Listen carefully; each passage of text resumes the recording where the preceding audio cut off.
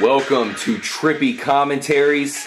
Thank you for joining us for our mock draft here before the 2014 NFL Draft. We just completed the combine, so now it is officially time to take a look at all of the prospects coming in to the league, and we can break down our first mock draft before we get to the draft. My name's RJ. I'm Kyle. And let's go ahead and break it down. Now, this is something I made myself. I did a lot of research for this. I compiled an entire mock draft and every team, of course, every player that I think these teams should draft. And I'll break it down. Kyle did not see this list, so this is off the cuff. I've not seen it. You know, he might agree with some, he might disagree. We'll find out. And, of course, we'll look at every single team in the NFL. So we'll see if you guys agree as well, of course, who I think your favorite team is going to draft. So we'll go ahead and get into it. Of course, we just finished the combine here, so a lot of players were showing off. To me, it looks like Jadeveon Clowney is by far the best player in the draft. He is a fucking freak out there. Yeah, I mean, he ran a 4.4, I think was the unofficial time that I saw today. And, I mean, that's faster than some receivers in the league. They did a little comparison showing like him running against like Cam Newton, Kaepernick. He beat all of them in the 40. It's pretty scary coming off that corner, man. Damn. So, of course, did he sit out last season? I mean, why did he not put up the stats that he put up the year before? He's too freaking good to not put up those sacks. I was listening to Warren Sapp earlier today, and he said looking at his tape, it was just, he was disgusted by it because he felt like he was taking plays off. He literally had to walk away and then come back. I don't know if Warren Sapp's the best judge, person to judge character of someone coming out of the draft, knowing some of the shenanigans he was up to. But I think Clowney is certainly, a question mark heading into the draft. Yeah, he had to play college the past year. He didn't have a choice. Obviously, he knew he was good enough to play in the NFL. Everyone already told him who he was. He had a lot of hype. So he went in this last year, I think, trying to just get through the season. It's not right for the rest of his college teammates or, anybody who's a fan of South Carolina. But, I think he's really thinking, hey, I don't really want to go too hard. I don't want to get hurt. I just need to get through this season so I can get to college. Or to the NFL. Really? I think that's maybe how he was looking at it. So you thought it was a tactical thing, and I think it was. And I think Spurrier came out and said that stuff about him just because that's how Spurrier is, man. He's like, you're not playing for my college anymore. You're not that. I had people who worked harder than you did, and that's.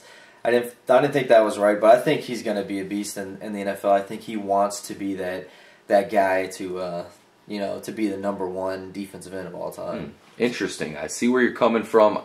From my point of view, I definitely question his work ethic, especially now that he's about to get millions of dollars. So we'll find out, and we'll find out where I have him in the mock draft. So let's start it off. We're going to start with the #1 overall pick, the Houston Texans, and I believe they are going to select quarterback Johnny Manziel from Texas A&M. Now, you can vouch for me, Kyle. I've said this a long time before anybody had him going #1. Even during the season, I was like, Johnny Manziel's going to go #1 because Houston has that pick. How can they pass on this elusive playmaker? What do you think? You think that'd be a good pick for him at #1? Well, I think it's a great pick for him at #1. Look, we haven't heard anything bad about him yet in the combine. Scouts looking at him, seeing everything he's doing. I think he ran the 3rd fastest 40 time today. We know what he can do on the field. Plus, from Houston, I mean, come on, they got to take him.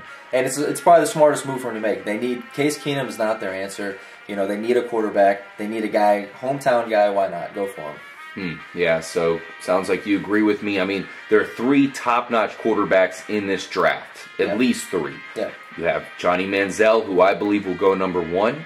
You have Blake Bortles out of UCF. And you have Teddy Bridgewater, who I actually like Bridgewater the most myself. I think he's the most NFL ready. Yeah, I mean, Manziel was putting up like 500 total yards in a lot of games last season. I mean, he kind of does everything himself. You put him in a good system, right fit. That's gonna work good for him. So I mean, I think he's. Everyone wants to hate on him because of the off-field stuff, but I think he's going to be a good football player. Okay, yeah, so we'll see how that goes. You have new head coach Bill O'Brien. I've heard that he's pretty good with quarterbacks, but he likes a certain style of quarterback. Is Johnny Manziel going to be that style? We'll find out. Yep. Number 2 overall pick is going to go to the St. Louis Rams. Finished off pretty strong last season, and I think they're going to pick offensive lineman Greg Robinson, somebody you're familiar with. I know you watch a lot of Auburn, so he's a huge offensive tackle from that organization, of course, that college. And he is just going off in the combine. Yeah, I mean, I think a lot of people would disagree and say maybe Matthews, but I do agree with you here. I have seen a lot of games from him. Guy is a beast. I mean, he's a scary dude to line up against, and you have to be that way if you're going to be a tackle in the NFL. To me, they're one of your main positions in the NFL for offensive line. If you're having trouble giving up sacks, like we know they are, they need that kind of guy to play on that outside to stuff some of these, Jadeveon Clowneys that they might face or whoever else that's, going to come across the line at them. Yep. Yeah, he's guaranteed to be an excellent offensive tackle. We've seen a lot of, offensive tackles go in the top 10, and they weren't that great. This guy, I guarantee you, is going to be a stud in the NFL. He's a big reason why Trey Mason was so great this year for Auburn.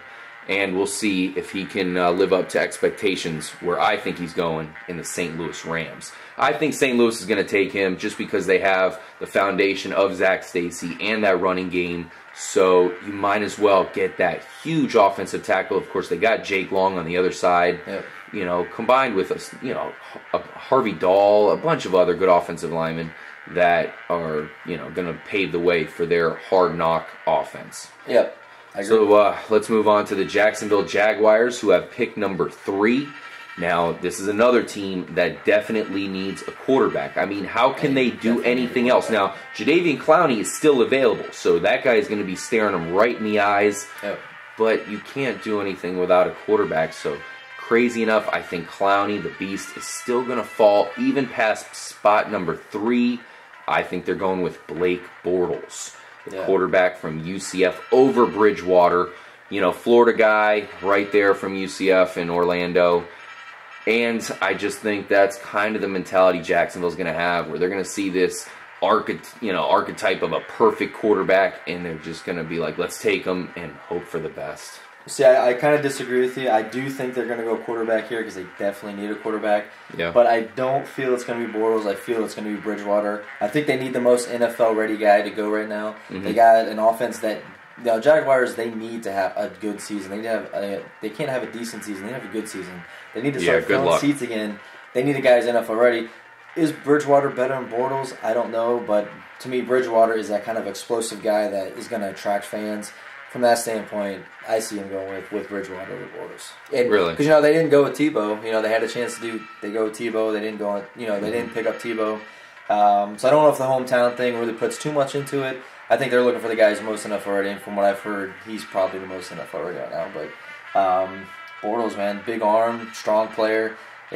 Actually looked better than Bridgewater did when they played against each other last year. So either way, they're going to win with either one of those guys, and it's big pickup for Jacksonville. Interesting. I just disagree. The only thing I disagree about is I think Bortles would bring a lot of excitement to the area as well, just as much as Bridgewater, in fact. Because I think, Bortles, right now people are talking about Bortles as the #1 overall pick. And I think that talk, that is what's going to give the confidence to Jacksonville to say, okay, he didn't go #1, well, we'll take him #3. Yeah.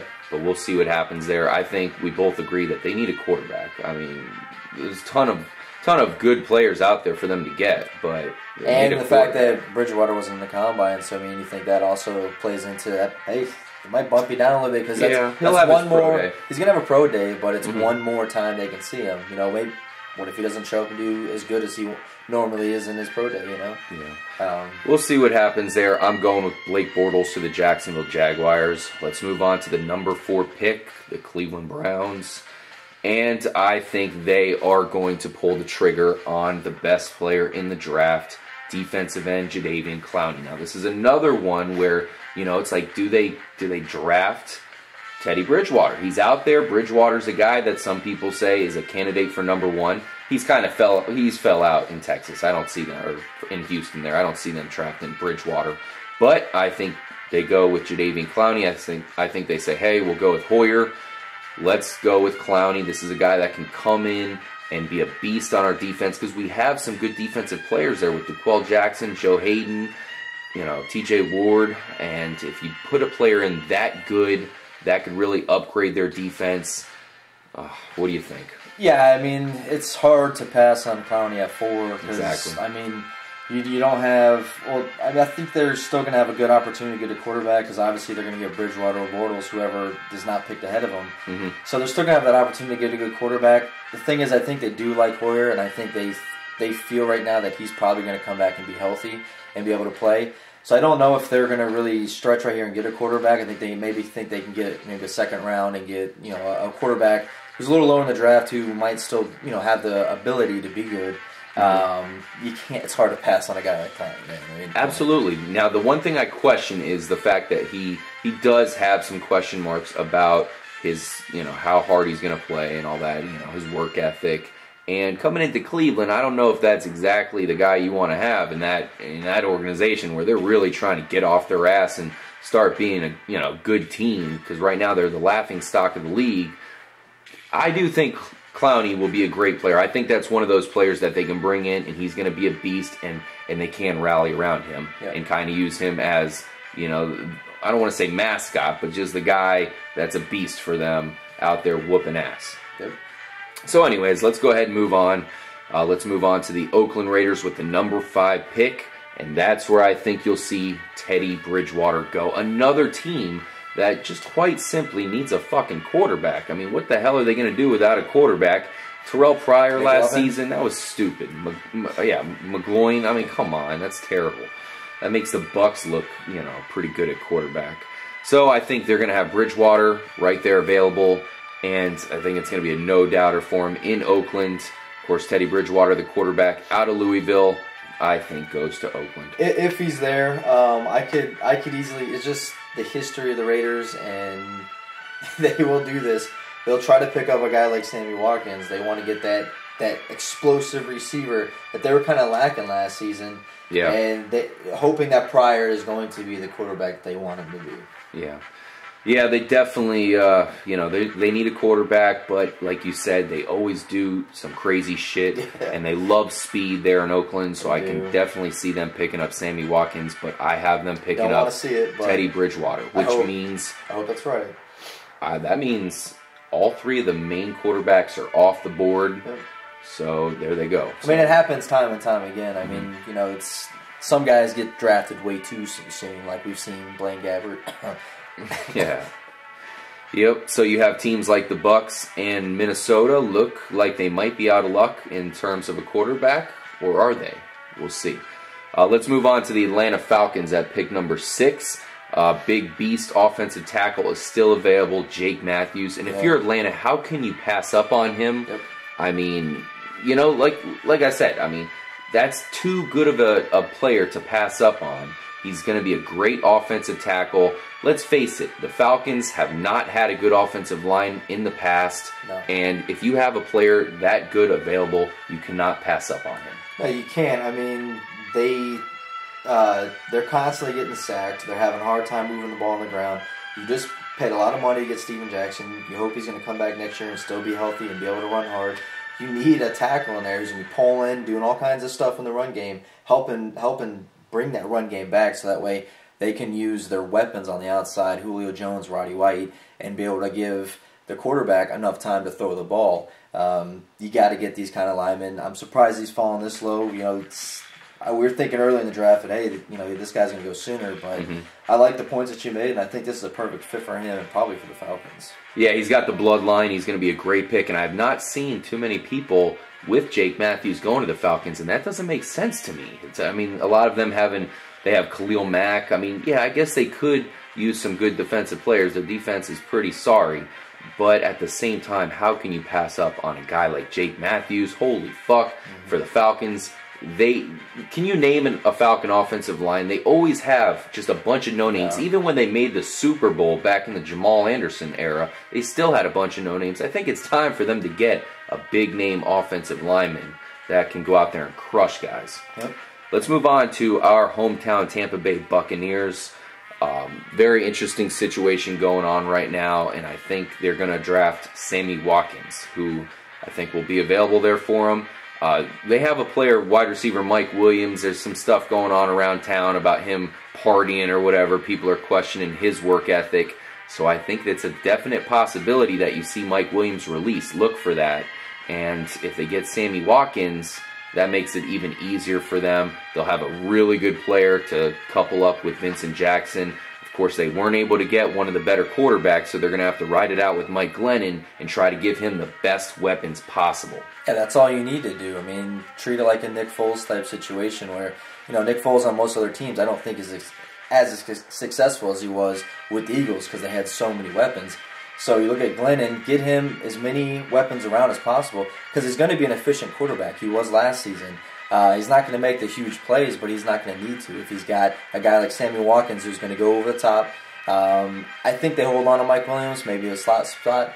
And, the other guy that a lot of people are talking about, Khalil Mack, guy's a beast who definitely helped, but I don't think he fits in that Bucs roster right now. Yeah, I agree, man. A lot of people are saying Khalil Mack, and I just don't see it, man. I mean, they got Levante David. They could use a beast inside linebacker, but Khalil Mack is not known to be an inside linebacker. He's an outside linebacker. He's a pass rushing specialist who also can be good, in pass coverage as well. So I don't think that's going to happen for the Bucs, and it sucks because I could definitely see them going with a big name defensive player.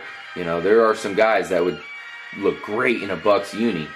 But with Sammy Watkins sitting right there, I mean, in a lot of other drafts, he would have went way higher. This is a really talented wide receiver. Yeah. And like I said, with the problems that we're seeing with Mike Williams, I think Lovie Smith can definitely come in there, release Mike Williams to show everybody, hey, we need a bunch of guys that are football guys. We don't want party guys. We want guys that are about winning football games.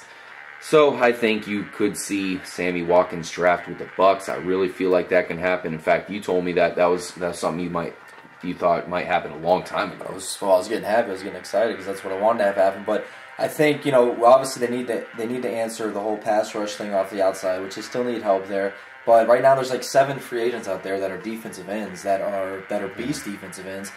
Bucs got money to spend. I could easily see him picking up somebody. Possibly Julius Peppers reuniting with Lovie Smith. Maybe Greg Hardy. Possibly Jared Allen.